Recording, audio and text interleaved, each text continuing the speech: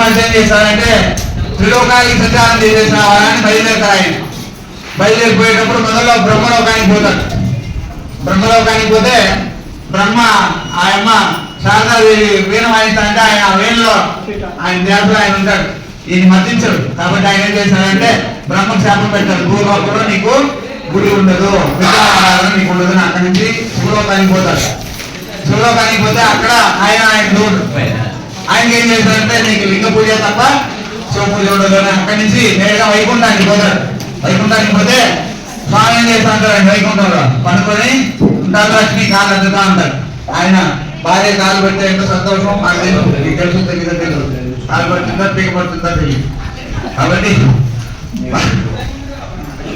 భార్య కాలు పెడతా ఉంటే అంత సంతోషంగా ఆయన పనుకోవాలి. అప్పుడు గురువు మర్చిపోయి నారాయణ నారాయణ అని పిలిచి ఆయన పడగల పోయి నేరుగా కోపం కదా, ఇక్కడ ఏం లేదు అక్కడ ఏం లేదు, నిండా కోపం వచ్చేసి నేరుగా పోయి కాలు ఎత్తుకొని ఆ మహావిష్ణువు ఎదురు తంటారన్నమాట. తన్నప్పుడు అప్పుడు ఏంటంటే నటన సూత్రధారి ఆయనకి తెలీదా. అప్పుడు లేచి స్వామి పోయో మీరు తన్నారా, మీ కాళ్ళు ఉంటుంది ఎట్లుంటుంది ఎట్లా తనేసిన స్వామి ఆయన ఆ బ్రహ్మర్షిని కూర్చొని పెట్టుకొని పాద పూజ చేసుకొని ఆ బ్రహ్మర్షి పాదంలో ఉండే అహంకారం కరెక్ట్ గా అని తిరుమల వస్తుంది. పెళ్లి గడ్డు నారాయణ కొండలవాడ వెంకటరమణ అమ్మా ఇది సత్యం. సంకల్పాన్ని సత్యం అనేది ఇదే. తిరుమల లడ్డు పెళ్లి లడ్డు మా స్వామికి నిండా కృతజ్ఞతలు. నేను ఒకసారి చేతులు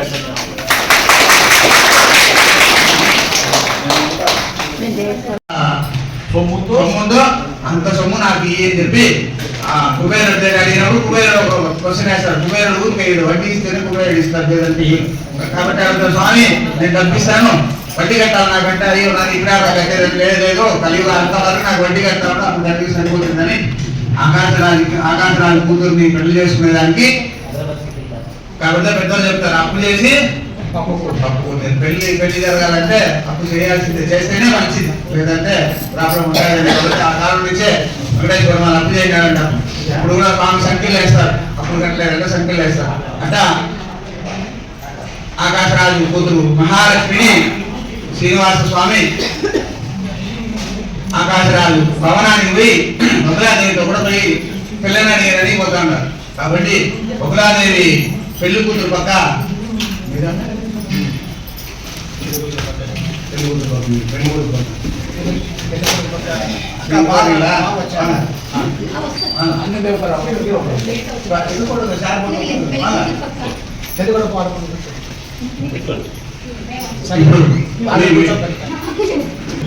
శ్రీనివాస స్వామి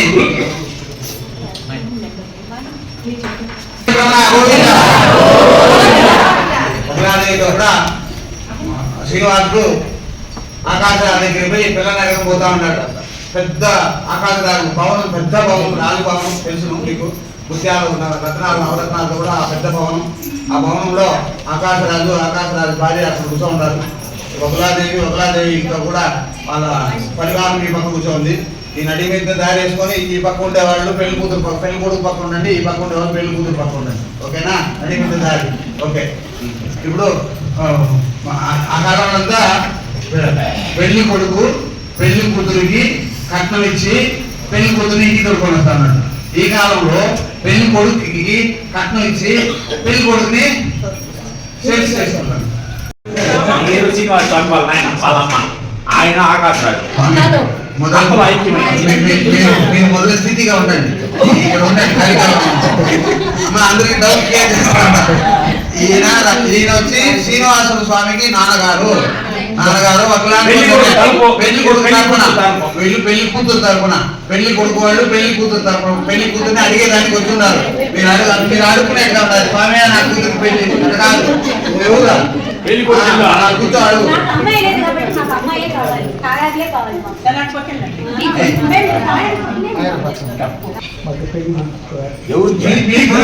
భూదేవి సాక్షిగా మీ సాక్షాత్ విష్ణు స్వరూపమైనటువంటి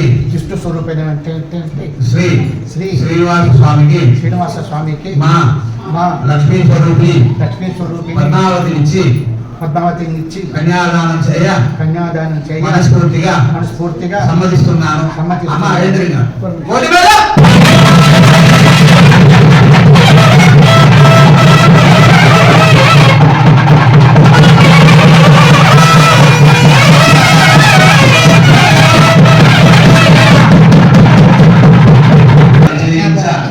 మా సభా తరపున మీకు తాంబూల వస్త్రాలు సమర్పించుకుంటూ సమ్మతం తెలిపిస్తున్నాను. గోడి మీద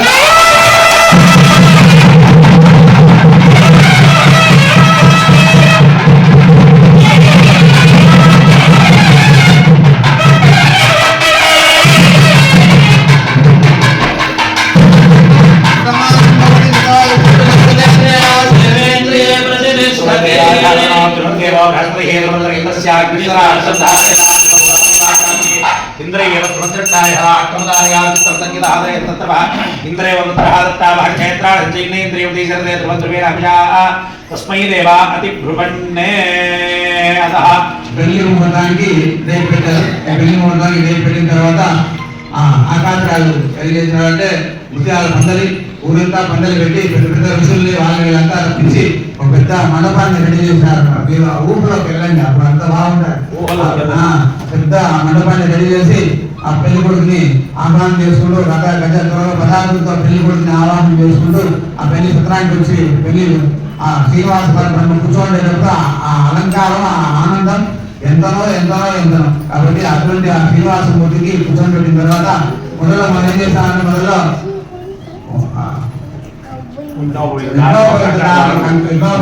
దాని తర్వాత కంకణదానం, దాని తర్వాత వస్త్రదానం, దాని తర్వాత మాంగళ్యదానం, మాల మార్చుకొని మాంగళ్యదానం జరుగుతుంది. ఇంకా 10-15 నిమిషాల్లో అయిపోతుంది. కాబట్టి శ్రద్ధగా ఆ శ్రీనివాస కళ్యాణాన్ని అందరూ వీక్షించి పరబ్రహ్మ స్వరూపమైనటువంటి ఆ శ్రీనివాస పద్మావతి పరిపూర్ణ కృపాకటాక్షాలు పొందాలని ప్రార్థించుకుంటూ ఇప్పుడు స్వామికి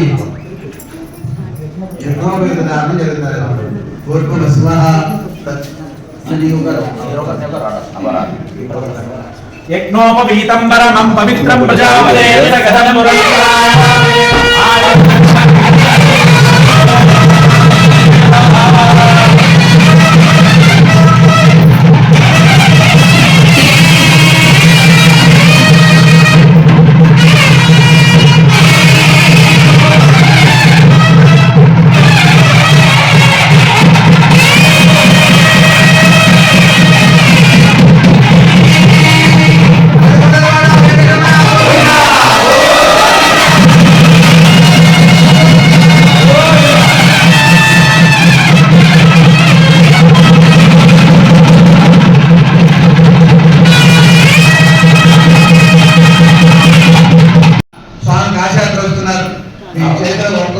కూడా పట్ల భౌతిక విషయాలు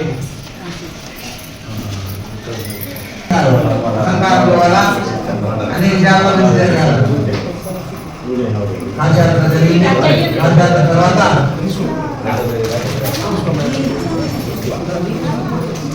పెళ్ళికొడు వాళ్ళు కోపపడి మా బిడ్డను పెళ్లి చేసుకొని కోపం చేసుకోకుండా